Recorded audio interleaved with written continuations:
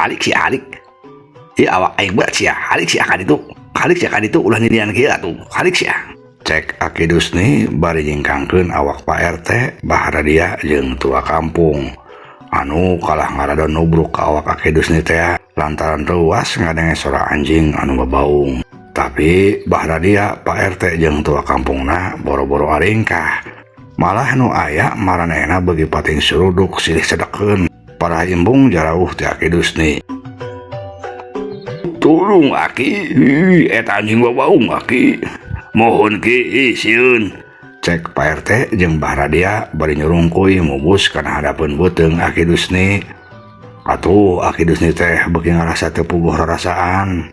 Awakna asa pejet, kadorong ka ditu, kadorong ka dieu. Katempo meuni ngap-ngapan bari matana bolotot. Kitu deui jalma-jalma nu sejena nu haraya di dinya teu awewe teu lalaki meuni pating kerajang silih tubrung. Kadenge meuni brag-brigrug malah imah Pak RT oge karasa ingeung bari jeung pating rekot siga nu rek rubuh. Adaw, ya bitis kainjak, ya nyeri halik ka ditu. Kadenge sora Ceito ngajerit bari ngajorongkeun awak Mang Uman anu teu kahaja ngincak suku Ceito. Mang Uman reuas ngajorongkong ka hareup rek labuh. Aduh, wajuring anu ngajorongkeun aing teh. Cek Mang Uman bari leungeunna refleks ngarawel sarung Mang Sueb anu di hareupeuna terus dibetot. Atuh samping sarung Mang Sueb teh meuli langsung bae morosot. Pas marengan salah saurang awewe anu ngaran Ceis ngalieuk. Katempo pisan ku Ceis aya nu luntang lantung. Ceis reuas mempunan beungeut na ku leungeun anu sabelah. Ari leungeun anu sabelahna deui tutunjuk bari jeung gruwak-growok. Eta naon Mang Sueb? Eta juri gak gantung Mang Sueb? Cek Ceis bari tutunjuk. Mang Suebna reuas deui bae ngadenge kitu teh. Disangkana meureun heueuh aya juri deukeut manehna. Saking kuruas jeung sieuna Mang Sueb teh jadi nangake jeung luncat. Malah nubruk ka Ceis. Wadaw, mana jurigna Ceis? Mana? Cek Mang Sueb bari luncat nubruk awak Ceis. Ceis ngajengkang katindihan ku awak Mang Sueb. Anu harita sarungna merosot teh. Ceis ngajerit deui bae. Ampun, jurig Mang Sueb na antel. Ampun, geuleuh. Cek Ceis nu sajena ngaralieuk barang Mang Sueb anu tataranjang nindihan awak Ceis jalma-jalma teh lain rulungan malah pating barakatak seserian bari jeung sieun oge. Heuheuy dedeh kaeling Mang Sueb Ceis kaeling beurang keneh bari jeung ieu na ge imah saha imah Pak RT.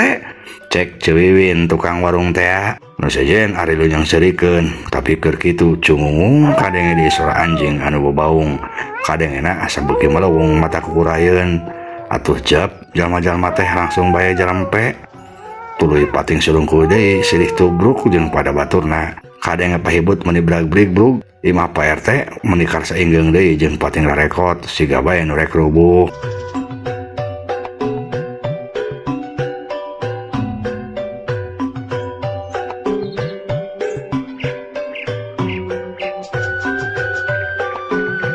Ari di luar imah kaayaan asa beuki geuman. Angin ngaguruh di Jomantara kadenge meuni seah tatangkalan pating plenot dangdaunan jeung kenteng imah rabeng kahibeurkeun ku angin. Sora anjing anu baung kadenge deui tapi teu puguh ti mana asalna. Malah ayeuna mah dituturkeun ku sora kuda anu lumpat bari jeung hiem beuki lila sora kuda teh asa beuki ngadeuketan imah Baharadia. Mun aya jalma teh mah harita teh katempo aya kuda anu keur hiber di Jomantara ditaekan ku dua makhluk anu matak pikasieun. Si horeng dua makhluk anu nunggang kuda teh si Sarmada jeung Sarmadi. Dua gulang-gulang siluman badak anu diparentah ku Prabu Durakumala pikeun mapageun Baharadia jeung Ambu Edo lantaran Prabu Durakumala rek ngayakeun hajat gede teh ceunah samemeh kawin jeung Nyilasmaya. Jadi si horeng siga nama Prabu Durakumala teh can apaleun lamun Ambu Edo mah geus aya di negara siluman anu basa harita dibawa ku patih kalageni teh. Jre dua kuda siluman ditumpakan ku Sarmada jeung Sarmadi teh eureun nincak lemah hareupeun imah Baharadia. Trut Sarmada jeung Sarmadi tarurun tina tonggong kuda. Tuluy laleumpang naraek kana golodog. Sanggeus aya hareupeun panto, Sarmada jeung Sarmadi ngatrokan panto bari uluk salam teu ditu nama. Punten daun, juragan apa? Punten. Cek Sarmadi uluk salam bari ngatrokan panto bari jeung nyebut ka Baharadia teh juragan abah cenah lantaran kitu parentah ti Prabu Durakumalana. Tapi sanggeus sabaraha kali ngatrokan panto oge bari uluk salam Ti jero imah baharadia tacan aya keneh nu nembalan. Da memang di imah baharadia teh kosong usah saha. Si Sarmadi tuluy ngareret ka Sarmada lanceukna. Kumaha ieu kakak?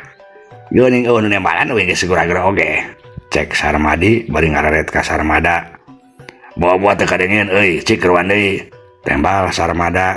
Atuh Sarmadi teh ngetrokan deui panto, malah beuki tarik ngetrokan pantona oge bari jeung uluk salamna wah kauk. Punten juragan Abah, punten naon? Cek Sarmadi deui, tapi angger bae eueuh nu nembalan. Sarmadi ngagerowan sakali deui, tapi angger keneh can aya nu nembalan. Sarmadi ketempo bingung gara-gara teu ateul. Aduh, teu ditambalan keneh bae kakak. Kudu kumaha deui atuh? Dobrak bae sugan pantona. Cek Sarmadi bari ngaliuk deui ka Sarmada. Ji, montong atuh didobrak mah. Teu sopan sia ngaranna eta teh. Kapan baharadia teh ayeuna mah jadi mitoh Kanjeng Prabu. Anu hartina jadi dulungan urang keneh atuh. Urang bisa cilaka lamun wani-wani teu sopan mah. Atuh terus kumaha kakak? Sarmada ngahuleng bari deungeun saulahna nyekelan kana tarang siga anu keur mikir lamun manusia mah. Kumaha tuh kakak? Mikir tah ulah dilatih euy.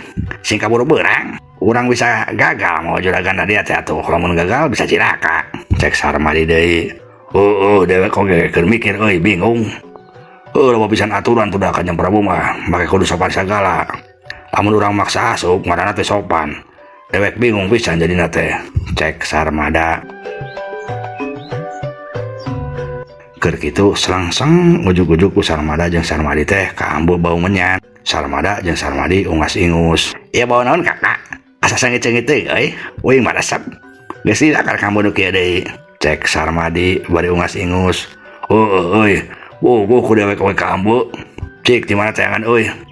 Dewek oge geus tidak karek ambu nu kos ieu teh euy. Tembal Sarmada. Sarmada jeung Sarmadi terus ngambuan menyan meuni siga anu nikmatin pisan, malah siga anu ditarasakeun. Lantaran memang cenah sawang-saning makhluk lelembut mah karesepna ngambeu bau menyan. Sarmada jeung Sarmadi turun narangga ka luhur. Breh aya haseup anu katampo boborenyatan ku maranehna mah. Si horeng meureun haseup menyan teh katampo datangna teh ti beulah kaler. Sigana mah ti beulah kaler haseup teh, kakak. Gadi coba sampurkeun heula euy, lantaran geus tidak jarang pisan urang ambeu bau nu nikmat kieu teh. Hayu atuh kakak. Tapi perkara juragan dia kumaha kakak? Geus gampang, ke deui bae boh naon.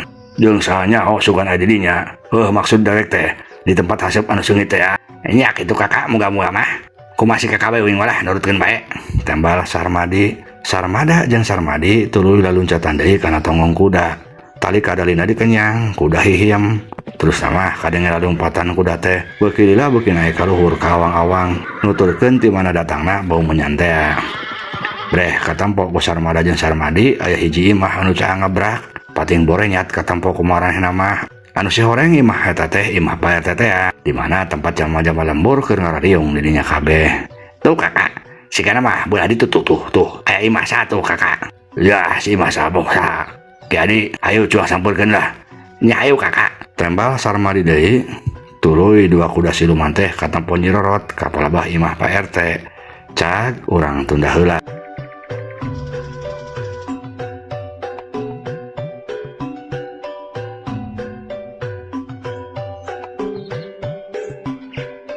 Hapunten kasadayana sapertos biasa satya acara dongeng dilajengkeun pribados bade kintun-kintun heula salam.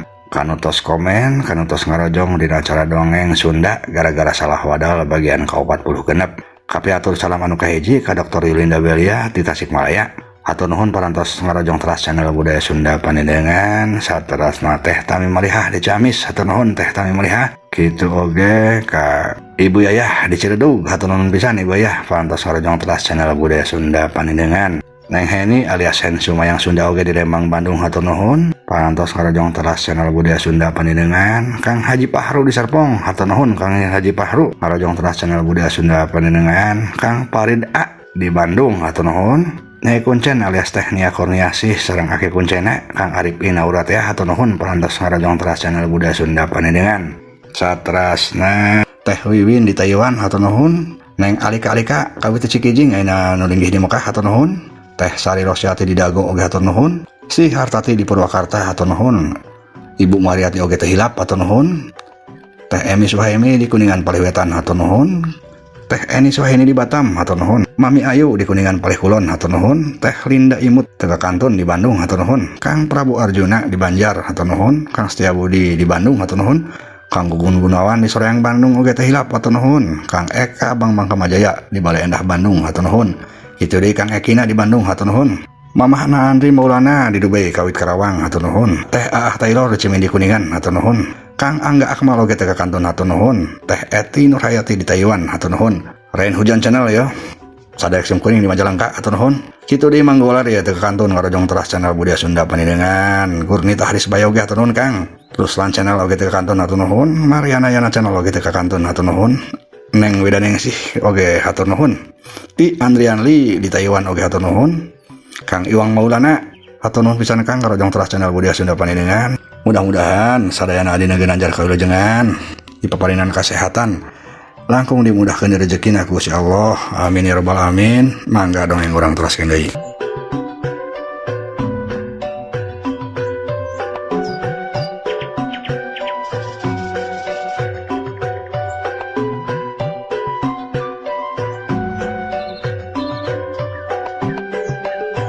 Ayeuna malik deui nyaritakeun ka aya di nagara Siluman. Harita Prabu Durakumala katempok ke cicing cat bae teu puguh sigan teu geunah cicing. Waduh, nah ieu aing kasiksa-siksa teuing. Karek oge panggih jeung Jelasmaya teh. Nah ieu hate betah yang dipanggih. Aduh, karek ngalaman ieu aing puguh kecidak ieu mah. Cek Prabu Durakumala ngomong sorangan. Walah, daripada aing kasiksa bae kieu, mendingan panggihan belah ku aing. Heuh sigana mah mending ku aing ngajak kuat-kuat bae kawin. Ambil aing moal kasih sateuing. Cek Prabu Durakumala deui bari tuluy kaluar ti kamarna.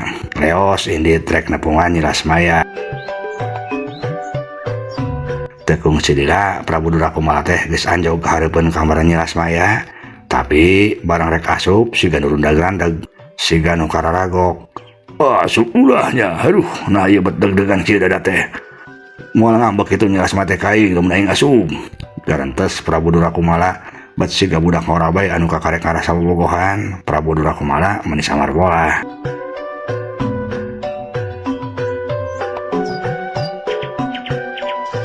Hari di jero kamar Jelasmaya si horeng geus apaleun lamun Prabu Durakumala teh geus datang ka dinya.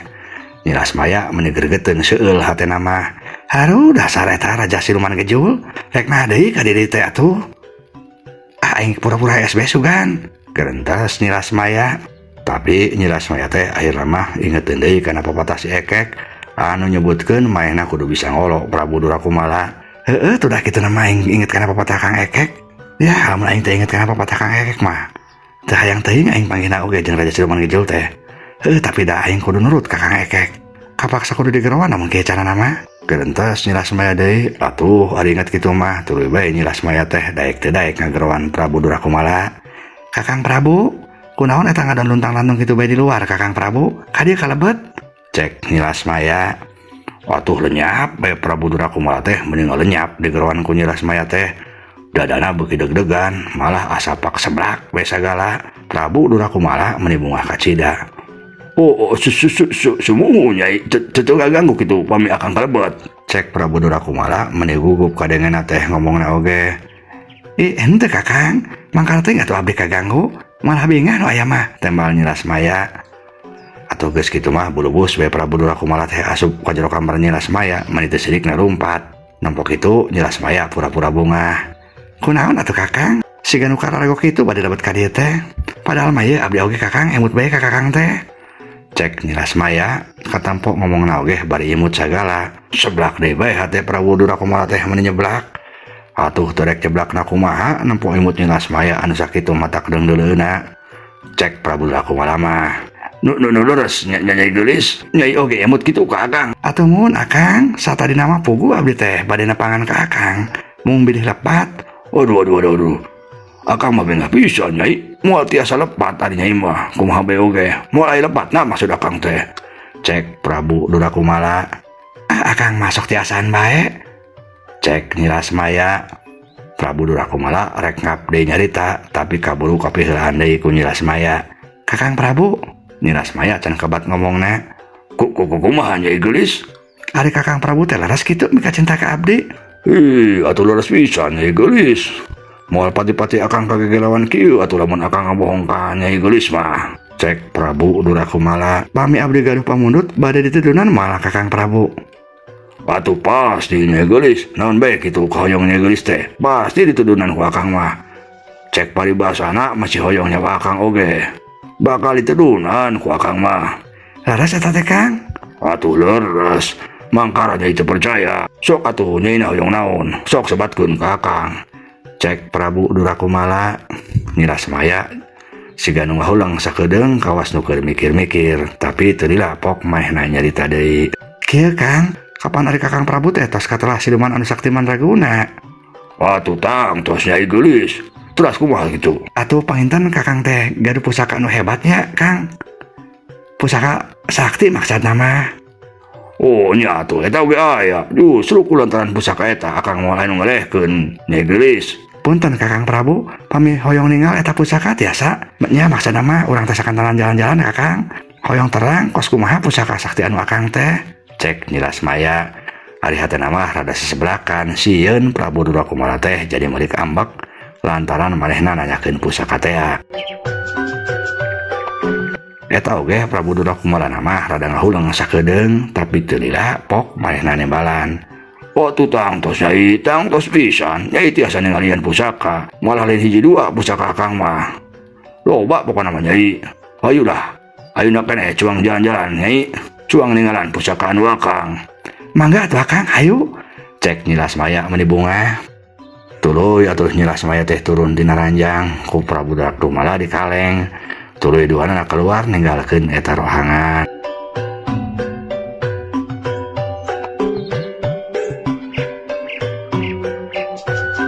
Di luar si Horeng si Ekek si tadi geus aya di dinya ngintip di satu kangen tangkal kembang bari ngadengekeun omongan Niras Maya jeung Prabu Durakumala. Barang nempo Prabu Durakumala jeung Niras Maya kaluar ti kamar si Ekek meuni bunga. Ya kadalah. Ieu kasampetan gede bikin aing. Aing kudu nuturkeun supaya nyaho di mana eta Raja Poloho nunda pusakana. Gerentos si Ekek. Tuluy maehna teh katempo ka katayepan nuturkeun Prabu Durakumala jeung Niras Maya. Lempang si Ekek teh meuni hati-hati lantaran sieun kanyahoan ku Raja Siluman teh. Teu kungsi lila Prabu Durakumala jeung Niras Maya geus aranjog ka hareupeun hiji rohangan. Eta rohangan teh dijaga ku sabaraha gulang-gulang. Anu bebeungeutana meuni pikasieun katempo salangar jeung garalak. Si Ekek meuni ruas tempo kitu teh. Aduh aya bae sesekeran teh ieu mah. Kieu carana mah aing hese nuturkeun sampai ka jero teh atuh. Aduh, aya bae. Kubari geus kieu aing ya. Gerentos si Ekek bari terus maehna teh nguliwet ka hiji tangkal gede. Haripanana mah terus bae mencrong ka palebah Niras Maya jeung Prabu Durakumala. Anu keur katempo siga keur ngobrol jeung gulang-gulang. Kadenge Prabu Durakumala nyarita. Weh sia Dulji, buat buka siapan rohanganna. Kadenge Prabu Durakumala marentah kadua gulang-gulang anu ngaran Dulja jeung Dulji. Sia sumangga ngoronan ka Nyai Gusti. Tembal salah saurang gulang-gulang anu ngaran si Dulja. Terus eta gulang-gulang teh kadenge keprok 3 kali. Gret, kadenge pantosan nu gret tarik pisan. Tuluy katempo pantorohangan ngageser ka pinggir muka. Semangga kauladan ka Nyai Gusti, pantorohangan pusaka parantos dibuka Dut. Cek eta gulang-gulang deui. Prabu Durakumala ngareret ka Niras Maya. Woi wah Nyai, cuma ka jero ningalian pusaka. Mangga Kang iringan. Tembal Niras Maya meuni bungah pisan. Prabu Durakumala terus ngalengkah asup ka jero bari ngaleng dengan Niras Maya. Ari si Ekek terus nempokeun di tempat panyumputana bari mikir. Kudu kumaha aing supaya bisa asup ka jero nya. Lantaran eta gulang-gulang kurang ngajar dog bae di dinya. Aduh aing mah aya bae. Aya bae sesekeran teh. Gerentos si Ekek ngan waktosna seep. Ieu dongeng karangan pribados Kang Abun Burhanuddin. Hapunten kakiranganna mugia katampi kalayan kabingahan. Assalamualaikum warahmatullahi wabarakatuh.